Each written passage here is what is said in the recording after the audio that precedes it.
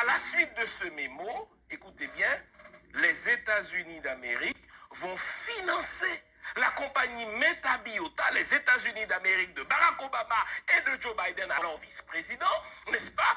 Ils vont, les États-Unis, financer la compagnie Metabiota à hauteur de 23,9 millions de dollars pour aider Metabiota à développer des laboratoires biologiques, des laboratoires, n'est-ce pas, qui fabriquent des maladies, de manière à permettre aux Ukrainiens de se défendre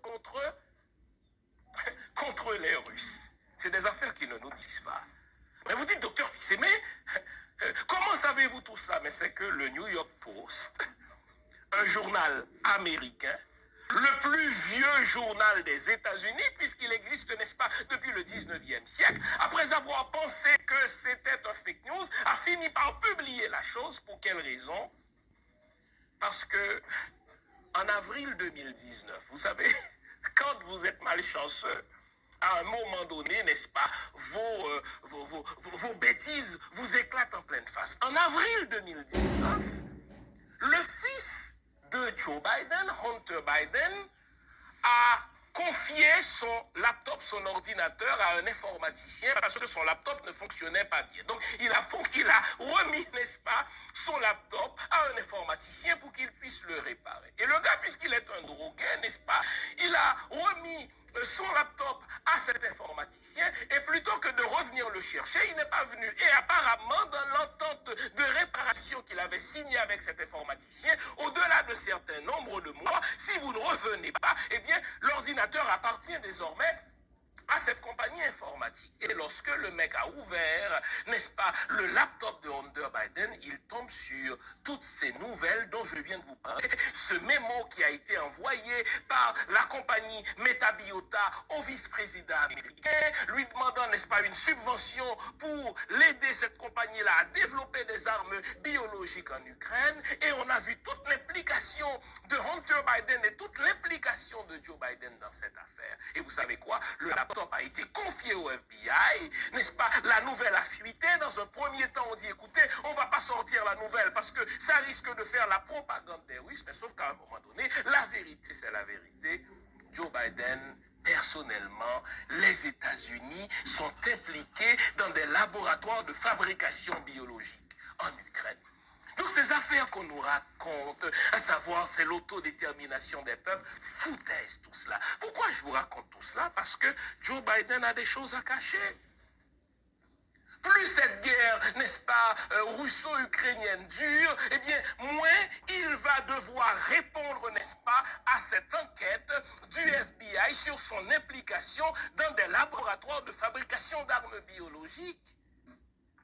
Et imaginons seulement, les amis, et ça c'est la crainte de Joe Biden, imaginons que cette guerre finisse aujourd'hui, qu'on revienne, n'est-ce pas, à de la business comme on en faisait autrefois, qu'on aille aux élections, n'est-ce pas, de mi-mandat en novembre, mais que Joe Biden perde le contrôle et de la Chambre basse et de la Chambre, n'est-ce pas, du Sénat. En vérité, il risque d'être impeach, il risque d'être destitué pour avoir menti aux élus américains en disant qu'il n'en savait rien, que non seulement son fils n'était pas impliqué dans les laboratoires de fabrication biologique, que lui-même n'était même pas informé.